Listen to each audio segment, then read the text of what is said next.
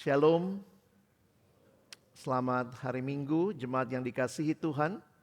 Kita bersyukur kepada Tuhan kesempatan ibadah, biarlah bukan hanya rutinitas mingguan kita, tapi kita mengalami perjumpaan dengan Tuhan setiap kali di dalam ibadah kita. Saudara yang dikasihi dalam Tuhan Yesus Kristus, saya tidak tahu pengalaman saudara, tapi pernahkah saudara salah jalan?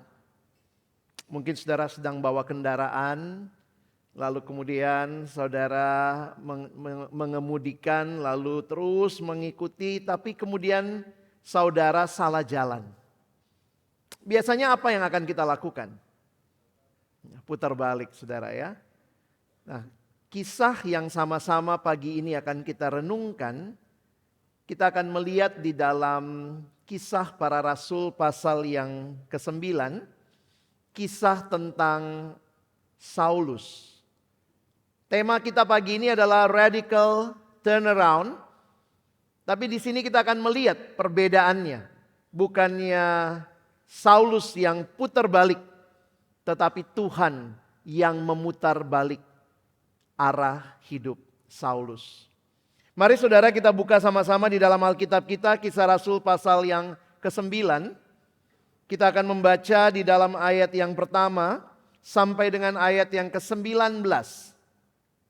Kisah Rasul pasal yang ke-9, ayat yang pertama sampai dengan ayat yang ke-19. Mari kita membaca bergantian. Saya akan mulai baca ayat yang pertama. Mohon Bapak Ibu Saudara membaca ayat yang kedua, kita bergantian hingga ayatnya yang ke-19. Saulus bertobat. Sementara itu berkobar-kobar hati Saulus untuk mengancam dan membunuh murid-murid Tuhan. Ia menghadap imam besar.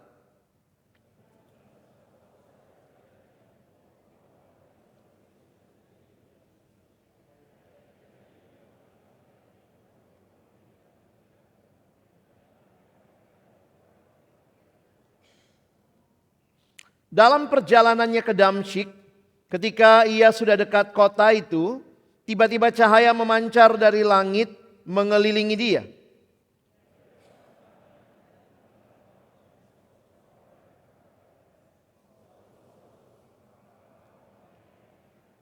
Jawab Saulus, "Siapakah engkau Tuhan?" Katanya, "Akulah Yesus yang kau aniaya itu."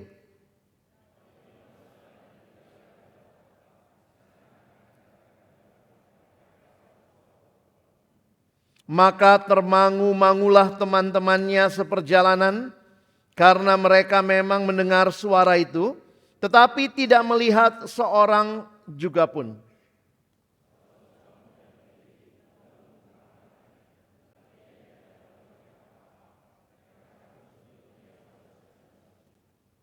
Tiga hari lamanya ia tidak dapat melihat, dan 3 hari lamanya ia tidak makan dan minum.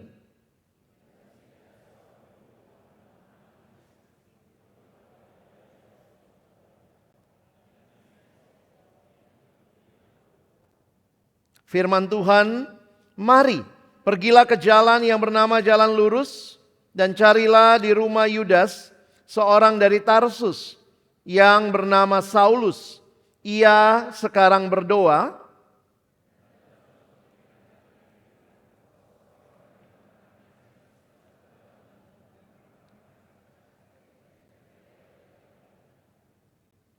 Jawab Ananias, "Tuhan, dari banyak orang telah kudengar tentang orang itu.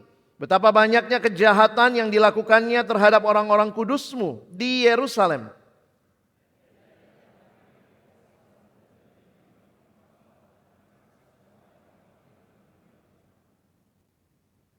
Tetapi firman Tuhan kepadanya, "Pergilah, sebab orang ini adalah alat pilihan bagiku untuk memberitakan namaku kepada bangsa-bangsa lain, serta raja-raja dan orang-orang Israel."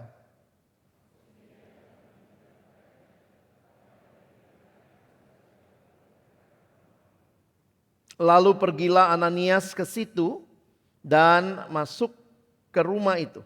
Ia menumpangkan tangannya ke atas Saulus, katanya, Saulus, saudaraku, Tuhan Yesus yang telah menampakkan diri kepadamu di jalan yang engkau lalui, telah menyuruh aku kepadamu, supaya engkau dapat melihat lagi dan penuh dengan Roh Kudus.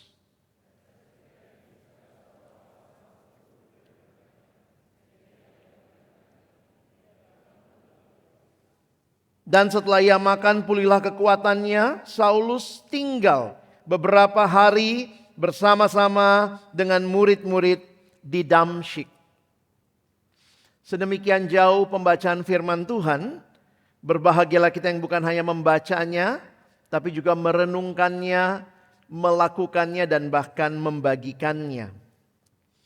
Saudara yang dikasihi dalam Tuhan Yesus Kristus, peristiwa perjumpaan Saulus ini dengan Kristus menjadi sebuah titik awal yang sungguh menentukan di dalam pelayanan Paulus. Mungkin saudara mendengar dan menyaksikan Paulus sebagai seorang yang luar biasa dipakai Tuhan. Tetapi kisah pertobatannya menjadi kisah yang begitu menggetarkan hati. Bahkan sampai di dalam kitab Kisah Para Rasul ada 3 kali disebutkan, diceritakan kisah ini. Saudara bisa lihat di Kisah Rasul 9 ini diceritakan oleh Lukas, nanti muncul di Kisah Rasul 22 dan muncul lagi di Kisah Rasul 26. Kisah yang menggetarkan hati ini, perjumpaan Saulus dengan siapa? Dengan Kristus. Siapakah Yesus yang ditemui? Ini adalah Yesus yang sudah bangkit, bahkan sudah naik ke surga. Kisah Rasul pasal 1, Yesus sudah naik ke surga. Tetapi kemudian kita melihat di sini Paulus berjumpa secara pribadi dengan Kristus. Karena itu pagi hari ini saya ingin mengajak kita memikirkan ada 4 hal yang bisa kita lihat di dalam kisah ini. Bagaimana Kristus yang bangkit mengubah hidup seseorang secara radikal. Dan mungkin juga ini menjadi pergumulan saudara. Mungkin juga ini jadi pergumulan orang-orang di sekitar kita. Mungkin ada orang-orang yang kita sudah doakan sekian lama, anggota keluarga kita, rekan kita, teman kita, pasangan hidup kita. Tuhan, saya rindu dia kenal Engkau. Tuhan, saya rindu mereka datang kepadamu. Mari kita refleksikan kisah ini sehingga kita bisa melihat apa yang sebenarnya terjadi di dalam perjumpaan dengan Kristus yang bangkit. Saudara, yang pertama saya ingin mengajak kita fokus di dalam ayat 1 dan 2. Kristus yang menyingkapkan arah hidup yang salah. Saudara yang dikasihi Tuhan, kalau kita melihat siapakah Saulus ini. Bahkan kita membaca di ayat yang pertama, sementara itu berkobar-kobar hati Saulus. Saudara, waktu saya cek dalam terjemahan yang lain, dipakai istilah seperti napas. Dalam pengertian begini ya, jadi dia seperti orang yang bukan sekali berkobar, tetapi seperti orang bernapas yang terus-menerus berkobar. Mau menyatakan ini kobaran kerinduan untuk apa? Untuk mengancam dan membunuh orang-orang yang mengikuti jalan Tuhan. Tetapi kalau saudara perhatikan, disinilah hal yang menarik. Bahwa Kristus menjumpai dia. Saudara, Saulus ini kan orang yang sangat religius saudara ya. Dia bersemangat, dia sedang yakin, dia sedang membela Allah. Wow, keyakinan yang luar biasa. Kalau saudara lihat orang-orang beragama, ada juga yang begitu luar biasa dengan apa yang dia yakini. Bahkan tidak sering juga kita membaca. Ada orang yang rela membunuh, dasarnya apa? Agama. Dia mau melakukan sesuatu yang dia rasa sedang membela Allah. Tetapi sebenarnya disinilah masalahnya. tanpa dia sadari, dia sudah sedang melawan Kristus dengan menganiaya gereja. Melakukan hal yang dia rasa benar, tetapi ternyata tidak demikian. Siapakah jemaat Kristen masa itu? Ada istilah yang muncul, pengikut jalan Tuhan.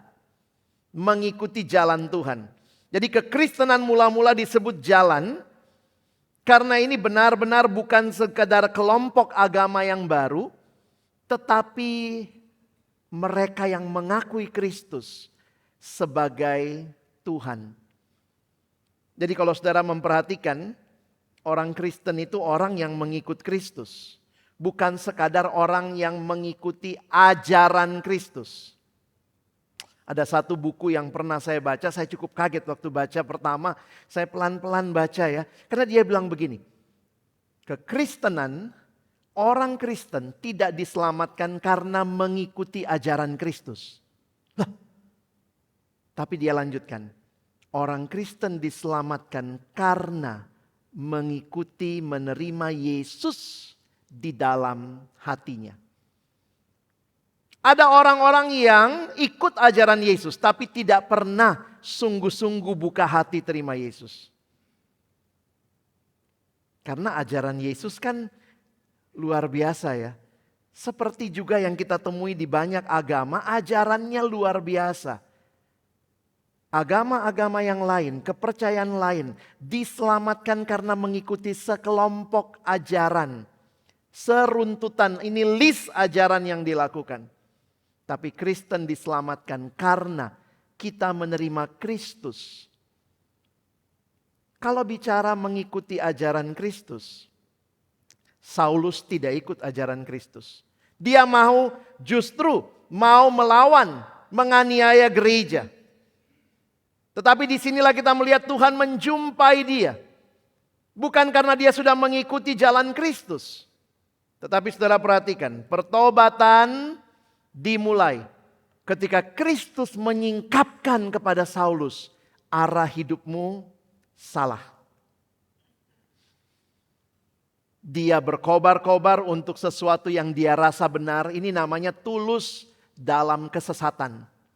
Sesat sih, tapi tulus. Dia mau melakukan yang terbaik dalam hal yang dia yakini.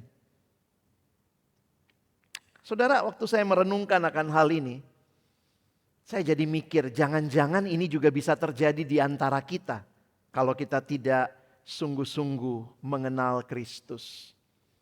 Seseorang dapat sangat aktif beribadah, melayani, atau mempertahankan tradisi agama, tetapi tidak mengenal Kristus dengan benar. Jadi ini yang namanya lost di dalam rumah sendiri. Masih ingat kisah Yesus yang dia ceritakan tentang dua orang anak. Satu anak yang hilang karena keluar dari rumah, tapi ternyata ada anak kedua yang ada anak sulung yang justru hilangnya di dalam rumah. Dia melakukan segala perintah bapaknya, tapi bukan dengan hati yang sungguh-sungguh. Jadi kalau saudara lihat, Paulus ini bukan orang yang tidak serius dengan apa yang dia yakini. Dia serius banget. Di dalam kitab Filipi, Paulus bilang, aku orang Ibrani asli dari suku Benyamin. Orang Israel tuh bangga, salah satunya kalau jadi suku Benyamin. Kenapa? Raja Israel pertama dari suku Benyamin. Siapa nama Raja Israel pertama? Saul. Namanya dia Saulus. Wah, ini sampai nama kakek buyutnya kira-kira dia pakai begitu ya. Jadi pasti membanggakan sekali. Orang Ibrani asli, suku Benyamin, orang Farisi. Ini bukan orang yang tidak tahu agama tetapi dia tidak mengenal Kristus. Maka saudara hati-hati, bahaya terbesar bukanlah ketika kita jauh dari Tuhan, melainkan ketika kita merasa sudah dekat, padahal sebenarnya belum, saudara. Hati-hati ya. Betulkah kita kenal Tuhan? Maka saya simpulkan begini saudara. Semangat rohani tanpa pengenalan akan Kristus dapat membuat seseorang berlari cepat tapi ke arah yang salah. Dan disinilah kita melihat Tuhan menjumpai Saulus, menyingkapkan arahmu salah. Yang kedua saudara, mari kita perhatikan. Kristus mempertemukan manusia dengan dirinya yang hidup. Di dalam ayat 3 sampai ayat yang ke-6 saudara bisa melihat.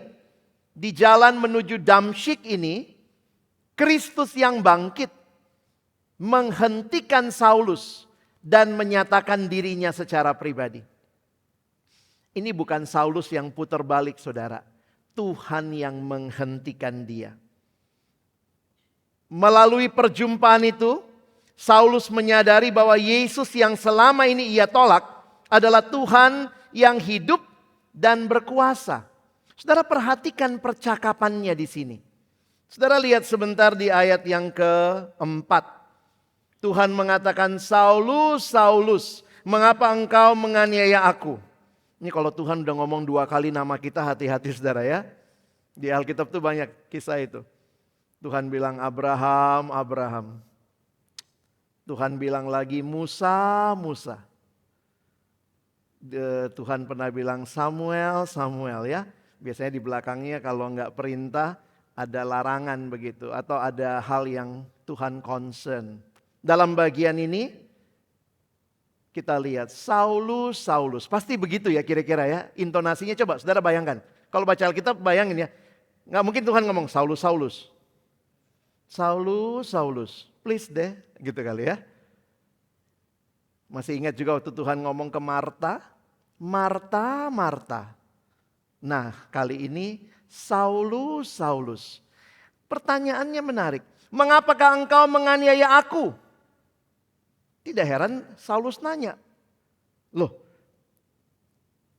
siapakah engkau Tuhan? Bukannya Saulus menganiaya gereja, Saulus menganiaya umat Tuhan. Harusnya pertanyaannya,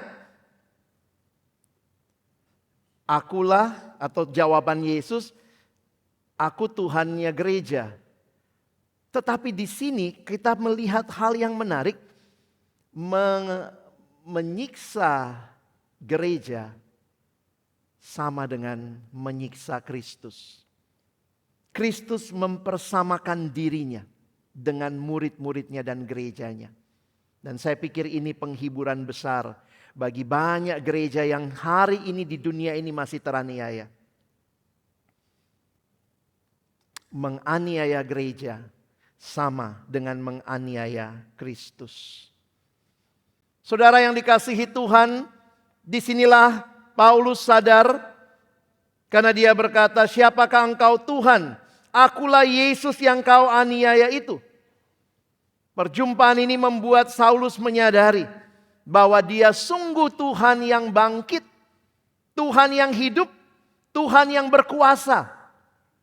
Pasti dia sudah dengar banyak tentang Yesus yang mati, yang bangkit, yang naik ke surga. Saya nggak tahu, mungkin waktu itu dibilang, bohong semua itu.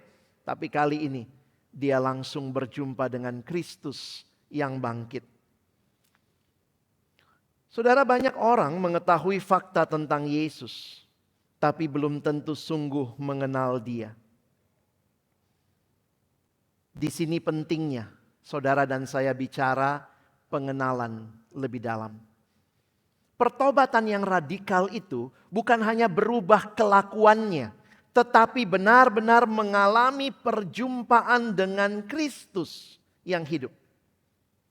Saudara tahu bedanya antara tahu sama kenal? Mana yang lebih akrab? Tahu atau kenal? Ya kenal lah ya. Coba kalau saya tanya. Bapak Ibu tahu presiden perempuan Indonesia? Tahu presiden perempuan? Tahu ya. Namanya Ibu Megawati. Saudara tahu Ibu Megawati? Tahu. Kenal? Belum ya. Belum tentu. Kalau saudara kenal itu berarti relasi yang lebih dalam. Kekristenan bukan sekadar pengetahuan agama. Kekristenan bukan sekadar perubahan moral. Tetapi kekristenan adalah saya memiliki relasi dengan Kristus yang hidup. Jadi ini yang harusnya menjadi bagian yang saudara dan saya pikirkan bersama. Pertobatan sejati dimulai ketika kita melihat siapa Kristus sebenarnya.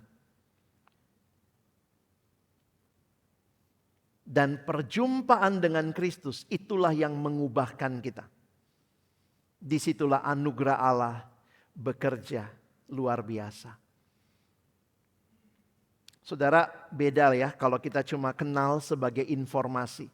Saya punya banyak teman waktu kami sekolah di sekolah Kristen, dia bukan Kristen, dari agama yang lain, belajar di sekolah Kristen karena sudah tanda tangan ya harus ikut belajar agama. Dia bisa, dia tahu Yesus lahir di mana, dia tahu Yesus mamanya siapa, dia tahu Yesus papanya namanya siapa. Kalau ulangan agama kadang-kadang yang bukan Kristen nilainya bisa lebih tinggi dari yang Kristen. Tapi kekristenan bukan sekadar kita tahu informasi tentang Yesus.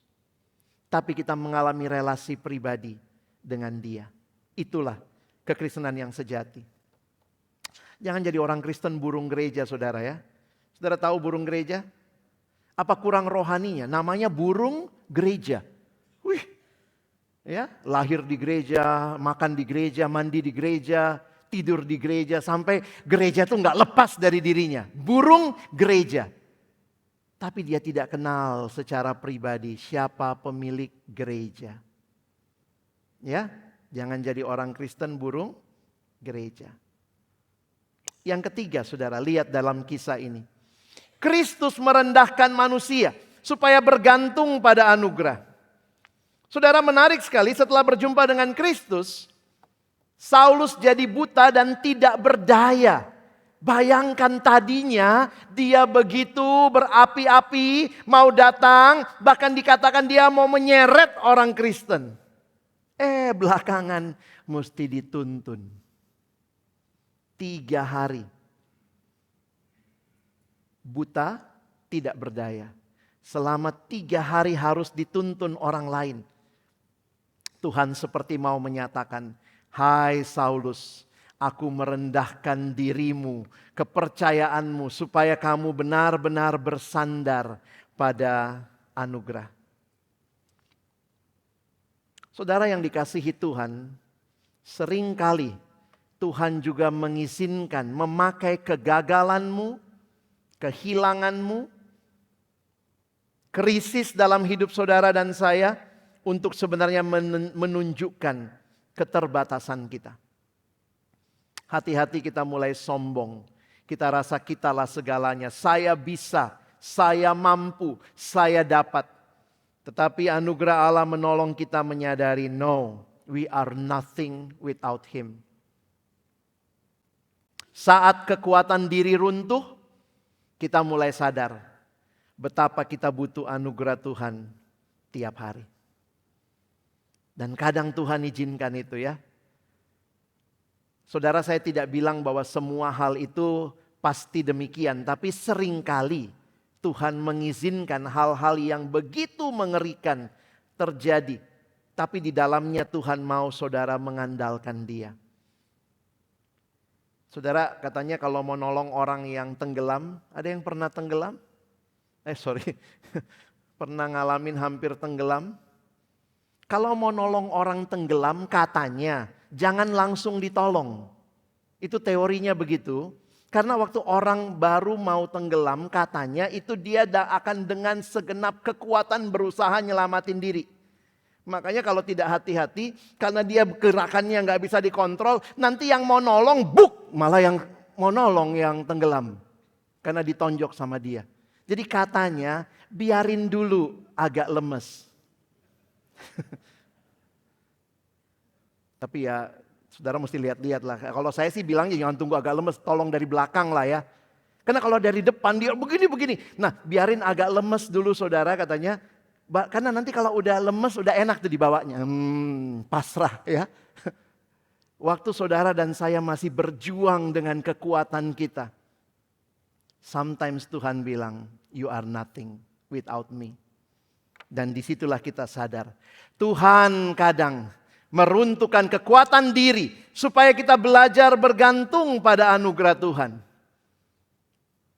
Supaya saudara dan saya sadar, saya butuh Tuhan. Pertobatan Paulus ini menarik sekali karena dari dalam sebuah kekuatan yang begitu luar biasa, dia sekarang harus berkata, I am nothing. Terakhir saudara, perhatikan. Kristus memulihkan dan mengutus orang berdosa bagi misinya. Saudara lihat ceritanya, ada Ananias di situ. Ananias disuruh datang, temui. Saya pikir juga kalau jadi Ananias, mungkin dia bisa bilang, Tuhan gak baca koran ya. Orang ini ngeri banget. Saya harus temui dia. Jangan-jangan saya yang dimatiin sama dia. Tuhan bilang ya silakan datangi. Dan kamu akan lihat ya dia buta tak berdaya. Dan akhirnya Ananias datang. Menarik saudara, kalau perhatikan anugerah Kristus tidak berhenti pada pengampunan. Tetapi anugerah Kristus memberikan identitas baru. Memberikan komunitas baru dan memberikan tujuan yang baru. Tuhan bilang sama Ananias, orang ini menjadi alat pilihanku. Perhatikan istilah itu, alat pilihanku. My chosen instrument. Untuk apa? Untuk membawa Injil kepada bangsa-bangsa lain. Dan juga bagi orang Israel. Saudara, waktu saya baca itu ya. Wow, Tuhan langsung memberikan a new beginning. A new mission. Dan waktu saudara perhatikan kalimat Ananias waktu datang. Wah saya terharu banget ya. Waktu saya baca baru saya ngeh gitu. Ananias waktu datang dia bilang begini. Coba lihat di ayat 14. Ayat 17. Saulus, saudaraku. Waduh, tiba-tiba langsung jadi anggota gereja nih.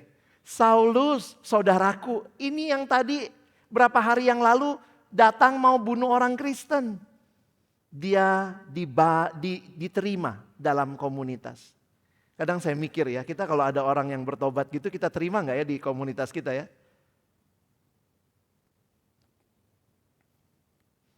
Saudara lihat, melalui Ananias, Kristus memulihkan, menerima, memanggil Saulus menjadi alatnya. Waktu saya merenungkan kisah ini saudara, saya makin sadar ya, tidak ada orang yang dahulu menganiaya gereja diubah menjadi orang yang benar-benar dipakai memberitakan Injil bagi banyak bangsa. Saudara yang dikasihi Tuhan, tidak ada masa lalu yang terlalu gelap untuk dipulihkan Tuhan. Mungkin saudara rasa, waduh saya ini hancur banget Musa. Tapi kadang-kadang masalah kita bukan kitanya yang hancur banget. Kita suka bilang orang lain begitu. Musa koko saya kepala batu. Gak bakal pernah kenal Tuhan. Kadang-kadang kita batasin kuasa Tuhan. Waduh mama saya susah banget Musa. Waduh bos saya, Musa pasti penghuni neraka itu Musa. Kita yang batasin anugerah Tuhan. Kapan terakhir kali saudara berkata Tuhan jumpailah dia. Karena selalu ada harapan bagi orang yang paling hancur di dalam Tuhan. Saudara, 4 hal yang saya bagikan bagi saudara menunjukkan Kristus. Keselamatan bukan mulai dari manusia. Tapi mulai dari Tuhan yang datang cari manusia. Karena itu selalu ada harapan. Kalau mata kita nggak ada harapan Musa, mama gua kerasnya luar biasa, papa gua susah berubah. No, there is always hope in Christ. Itu yang kita lihat dari kisah ini. Kristus yang bangkit menjumpai. Dan dalam perjumpaan itu terjadilah pertobatan yang radikal. Saya kaget karena awalnya saya terima tema ini pertobatan radikal ya saya harus bagaimana, saya harus A, B, C, D. No. Pertobatan radikal ketika Kristus menjumpai kita. Kristus mengizinkan kita menyadari dialah segalanya. Ini semua dimulai dari Kristus. Inilah pertobatan yang radikal. Bukan hanya berubah perilaku tapi berubah arah, identitas dan tujuan hidup. Ingat baik-baik, tidak ada seorang pun yang terlalu jauh dari jangkauan anugerah Kristus. Kalau Saulus hari ini dapat berubah jadi Paulus, maka hidup kita pun, hidup orang-orang di sekitar pun masih dapat disentuh, dipulihkan dan dipakai Tuhan. Jangan berhenti berharap, jangan berhenti berdoa. Kalau dia adalah sungguh-sungguh anak Tuhan yang Tuhan pilih, mereka akan datang di dalam waktunya Tuhan. Maka sebagai penutup, di tangan Kristus, masa lalu yang paling gelap dapat menjadi panggung bagi anugerah Allah yang paling terang. Ketika saudara mengalami itu, jangan lupa di luar sana masih banyak orang yang belum kenal siapa Yesus. Maukah kita mendoakan mereka? Maukah kita mengajak mereka, kita bawa mereka datang dan mengenal Tuhan yang anugerahnya luar biasa. Mari kita berdoa.